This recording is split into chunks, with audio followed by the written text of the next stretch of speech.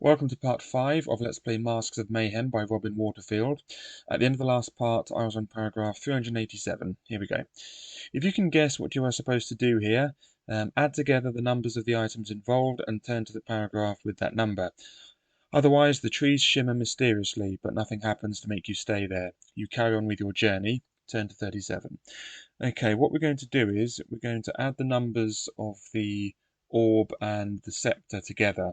So the scepter reads there should only be one ruler, so that's 1, and the orb stated 21 is the number of the ruler's sway. So we're going to add 21 and 1 together to get 22, and turn to 22.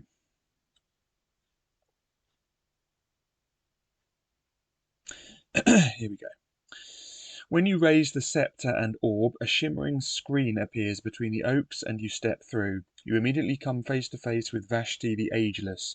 She nods gravely in recognition of you and the importance of your quest. "It is good that you have come here," she says. "There are still perils for you to overcome, but it is certain that you could not complete your mission without seeing me. But I could not come to you, though I wanted to. For once, it would be a dozen centuries ago by your mortal reckoning, I left this timeless land, but was set upon by countless greater demons. During the battle, I lost the means of leaving my land again. I wonder if you know what I mean. If you do know what she means, turn to the paragraph whose number is the same as the page of the book which gave you the clue. Otherwise, turn to 329. Okay, so do we have that number? Yeah, 208, oak for in, apple for out. Okay, so we're going to turn to paragraph 208. Off we go. "So the Juger is still alive, is he?" she says. "Well, that's good to hear. What fun we used to have when the world was young. But knowing how to leave my domain and actually being able to do so are two different things, aren't they? Do you have the seeds? If you do, multiply the number of seeds by the number of dragons depicted on the container, and turn to that paragraph. Otherwise, turn to 329.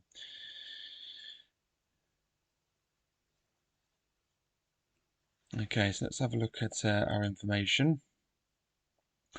11 dragons and 8 seeds. So we're going to multiply 11 by 8, which is 88. 2 fat ladies, and we're going to turn to there. "Excellent," she exclaims. "We're all set then, aren't we?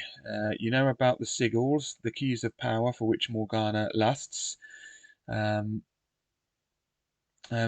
do you know how they are portrayed? If you place 6 equally spaced marks around a circle and join them in any order, returning to the mark with which you began, you will find that there are 12 possible patterns. Now, people, those who are types of people, obey the laws of the sigils. Morgana has been seizing such people, dead or alive, and transforming their essence into masks for her golems.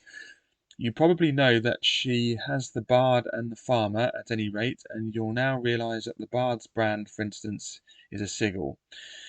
Now look at your helmet. You do so and gasp with astonishment. It's one of the sigils." "Precisely," continues Vashti. "It is the one we call the ruler, which is what you are. After all, it is the one which binds together all the sigils and confirms their power, and it is the one which Morgana is missing. The implications of this are enormous, but that means I'm walking into a trap, you cry. She wants me there to turn me into a golem too." "That is true," says Vashti, "but it is also true that you are the one to prevent this evil plot. You must continue with your mission. You are fired with grim resolution, and immediately take your leave of Vashti. She plants 2 of the seeds you have given her, and they spring up as full-blossomed apple trees. You walk between them back into the world of time, and find yourself right by the oak trees as if you had just stepped between them. The sun is exactly where it was when you entered Vashti's realm." Turn to 37. "You camp on the northern side of the hill. During the night, the first snow falls. If you have a wildcat's pelt or an antifreeze potion, turn to 344. Otherwise, turn to 227. Okay, we do have an antifreeze potion. Yep, there it is. Antifreeze potion. So we're going to turn to 344.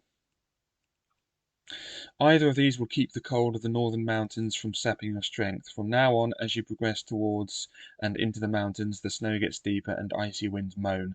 Turn to 128. You can see the 5 peaks of Krill Garnash in the distance ahead, even though you are not yet in the mountain range itself, but on the borders. One morning you see some extraordinarily large sliding footprints in the snow. Images of Yeti or Big Feet enter your mind, but you soon know better. You are confronted by 2 hill tribesmen wearing snowshoes. They are dressed in skins and look rather formidable, especially with their short but sturdy thrusting spears. If you have the cloak of temporary invisibility and wish to use it, turn to 390, or will you approach the tribesmen peacefully, turn to 383, or attack, turn to 282. Okay, we're going to attack them and turn to 282.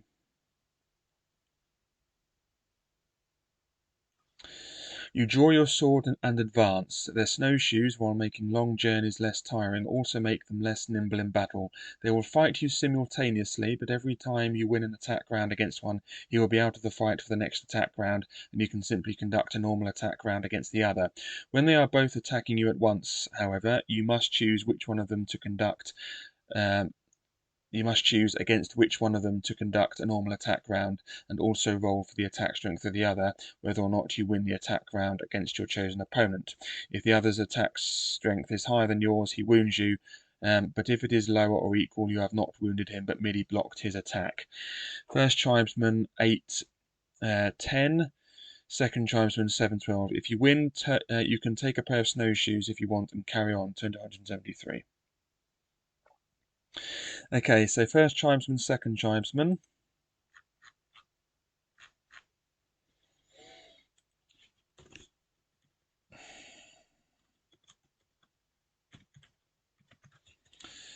And second tribesman. Now, I actually need to read the rules of this again because I'm a bit mildly confused with this. What were their statistics again? 8, 10, 7, 12. Yeah. 8, whoops. 8, 10, 7, and 12. Okay, so what were the rules again? When they are both attacking you at once, however, every time you win an attack round against one, he'll be out of. Okay, so it's every time he wins I win an attack round, that one is not going to be involved in the next attack round, but otherwise they both are, and I fight them both at the same time or whatever. Okay, I understand. Okay, so my skill is whatchamacarcus. 12, and my stamina is 22, which only has a full stop there. I'll change it to a comma. Good. Right, okay, so 8, 10, 7, 12. Let's do this.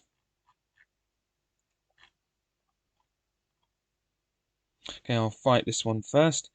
Okay, so 8 plus 5 is 13. I get 22, so, whoops.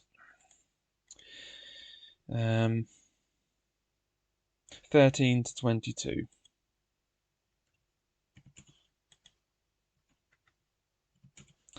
That means he loses 2 stamina points, and I have to do for the other one, don't I? So that one's 7. 7 plus 4 is 11.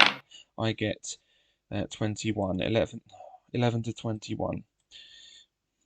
But that just means I block his attack. Okay, mildly annoying there. Right, okay, good.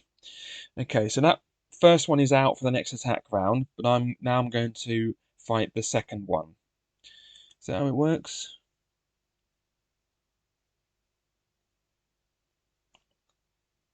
Right.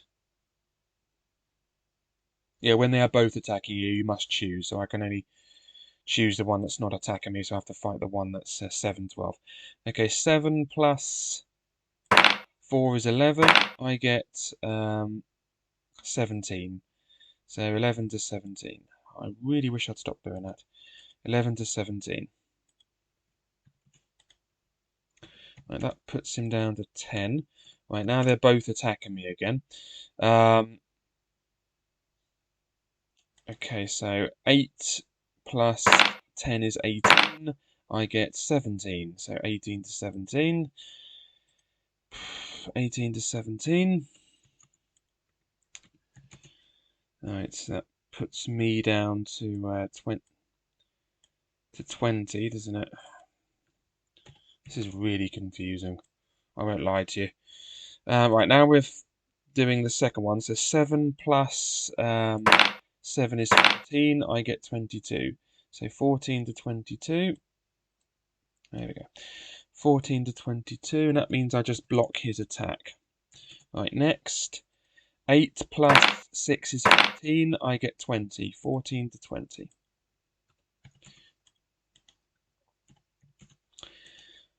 Right, puts him down to 6, but we're doing the other one. 7 plus 11 is 18. I get 20. 18 to 20. That means I just block his attack. Alright, so this one's out for the count now for this round, so I'm just attacking the second one again. So 7 plus 8 is 15. I get 18. 15 to 18. And that means I hurt him.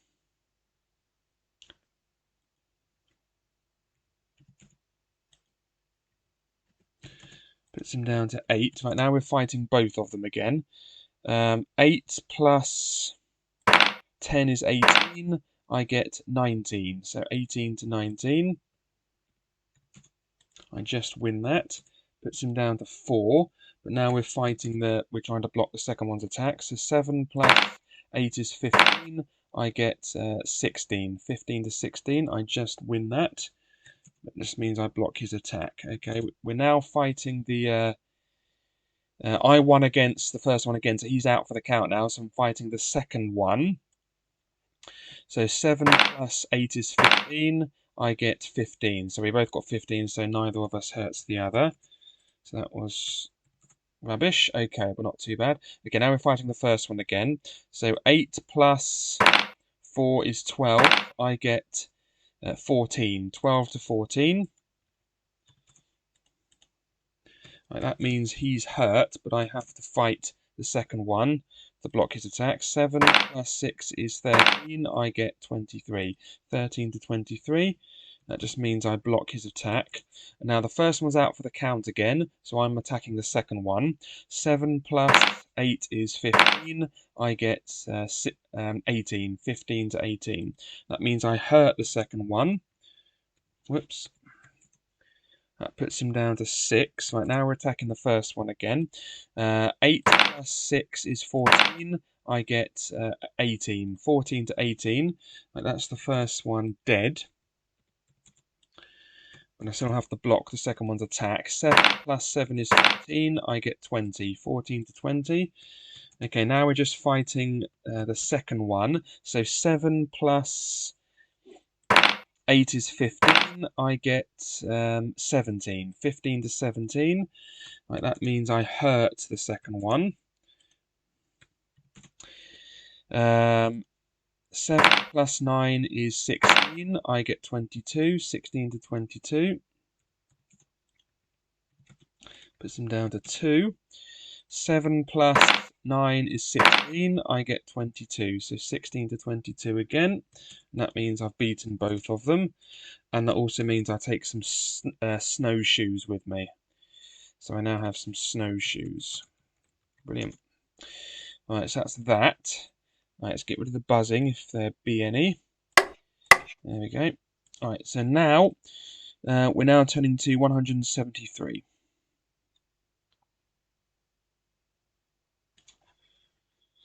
Okay, you travel deep into the mountains. The slopes are quite thickly covered with pine trees. Occasionally, as the days pass, you hear low, ominous rumblings from the mountains on either side. One afternoon, you see a figure ahead of you, black against the white glare of the snow. If you're alone, turn to 287. If you have one companion, turn to 210. If you have two companions, turn to 176. Okay, we're alone, so we're turning to 287.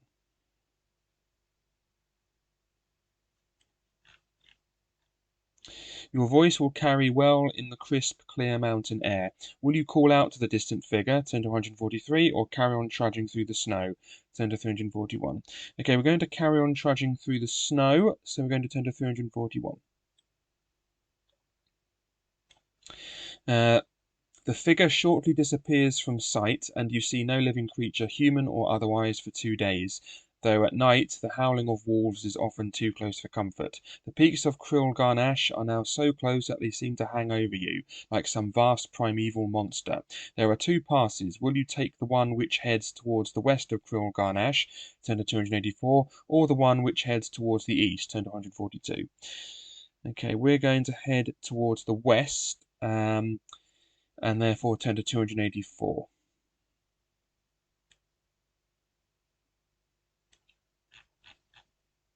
Now, the western pass is narrow and choked with snow. If you are not wearing snowshoes, you may decide to retrace your steps and try the eastern pass, turn to 142. If you remain in the western pass, turn to 123. Okay, we are wearing snowshoes, so we're going to remain in the western pass, and therefore turn to 123. When you are 3/4 of the way through the pass, the snow all around you starts to move round and round like a semi-solid whirlpool. You have obviously disturbed the rest of a Chion deep beneath the snow, and it is now spiraling its way to the surface. I think that's pronounced Chion. I'm unsure. It could be Kion or something. I don't know. Anyway, spiraling its way to the surface. This is how these gigantic worm-like creatures trap their prey. The snow collapses into the gap they make when they leave their resting place, and the terrified victim falls into the gaping hole. If you are wearing snowshoes or boots of agility, turn to 198, otherwise turn to 363. Okay, we are wearing snowshoes, so we're going to turn to 198. There we go. You make it to the outside of the snowy whirlpool just as the Chion's head, with jaws apart and showing 2 rows of needle-like teeth, bursts through the snow. It spots you immediately and squirms into the attack. You have no time to get anything from your pack. Chion, skill 7, stamina 13. If you win, turn to 267, and there it is. Okay, Chion 713, off we go. I have fought a lot of creatures in this game. Chion 713. Okay, my skill is 12, off we go. So 7 plus 12 is 19. I get 17, so 19 to 17, that means it hurts me.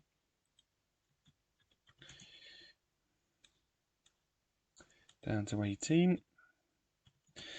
Okay, 7 plus 9 is 16, I get 23. 16 to 23. So 16 to 23. Puts it down to 11. Okay, 7 plus 6 is 13, I get 19, so 13 to 19. Puts it down to 9. Right, 7 plus 5 is 12, I get 21, so 12 to 21. Oops. Down to 7. 7 plus 4 is 11, I get 19, so 11 to 19. Down to 5, yep. 7 plus 7 is 14, I get 19, so 14 to 19. That was 3 7s in a row there, which is not surprising because 7 is the most likely outcome when rolling 2 dice. Anyway, that puts him down to 3. 7 plus 12 is 19, I get 19, so 19 all. So no one hurts each other. Okay, 7 plus 11 is 18. I get 22. So 18 to 22. So 1. Puts him down to 1. And 7 plus 8 is 15. I get 16. So 15 to 16. That's the end of the Chion, or whatever it is. Right, 0. There we go. Remove any potential buzzing. There we go. Okay, so we won, so we're turning to 267. Okay, the path you have taken veers until it joins the other one. Morgana allows only one way to and from her stronghold. As you begin to climb the slopes of Krill Garnash itself, you feel certain that the way is defended. You're not wrong. An ice dragon thunders out of its cave and swoops down on you, blasting ice from its nostrils. If you have a cloak of temporary invisibility and want to use it, turn to 46. Otherwise, turn to 241. Okay, we are going to use the cloak, so we're turning to 46. There's the dragon. Okay, 46, here we go. You quickly don the cloak. It will not keep you invisible long enough to escape from the dragon altogether, so you simply use it to attack the dragon more effectively. However, after you have wounded it twice, for 4 stamina points of injury, your body warms up as a result of your efforts. This makes mist form around you in the cold air, and the dragon will be able to see where you are from now on. Still, you now fight it with more chance of success. Ice Dragon, Skill 10, Stamina 10. But by the time you win, if you do, the cloak will have lost its powers. Cross it off your adventure sheet. Will you search the dragon's cave, turn to 204, or push on straight for Krill Garnash, turn to 298? Okay, so we've used the cloak, so let's mark that off as used. There we go, so used. I've also used the anti-freeze potion, haven't I? So I've got to put that as used. Right, so Ice Dragon. Oh, need some more things, don't I? There we go. Right, so Ice Dragon.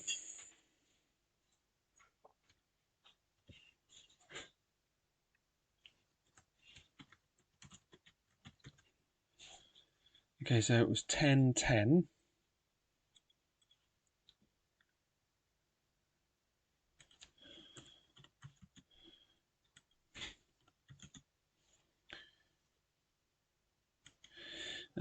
Right, off we go. So 10, 10, my skill is 12, off we go. So 10 plus 5 is 15, I get 15. So 15 all. Oops. Okay, 10 plus 6 is 16, I get 17. So 16 to 17.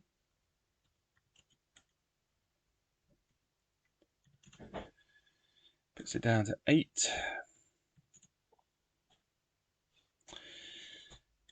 10 plus 7 is 17, I get 18, so 17 to 18. Puts it down to 6. 10 plus 9 is 19, I get 20, so 19 to 20. This is quite precarious. He keeps getting higher and higher dice rolls, and I keep beating him by just 1. 10 plus 9 is 19, and I get 19. So no damage. Right, 10 plus 7 is 17. I get 18. So 17 to 18. 2.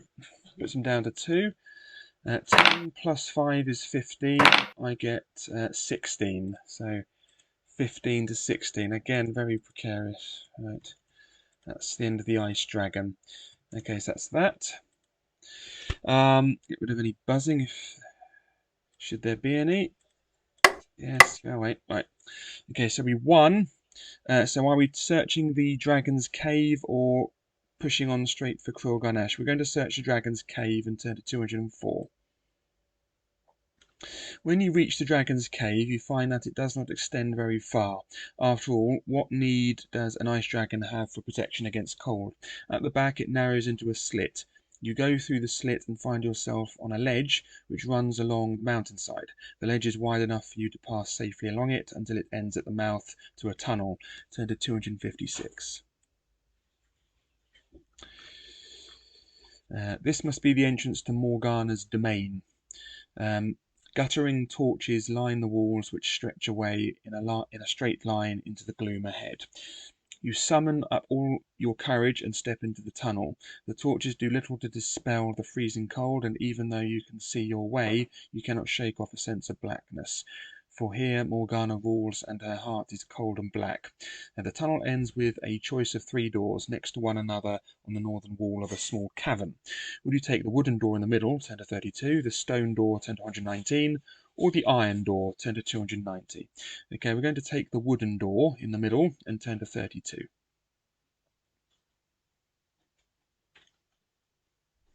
The door creaks open on rusty hinges, but no immediate danger confronts you. You hear the click of rats' claws across the stone ground as you advance up the tunnel, but you ignore them. There is only one way for you now, forward, and everything else is a distraction. However, the tunnel forks like a serpent's tongue. Will you go left, turn to 19, or right, turn to 224? Okay, I'm afraid that's all we have time for. I was hoping to finish off this book in this video, but all those battles I had to do made it so I couldn't. So I will write down that I'm on paragraph 32. Yeah, I had to fight the tribesman, the Chion, and the ice dragon.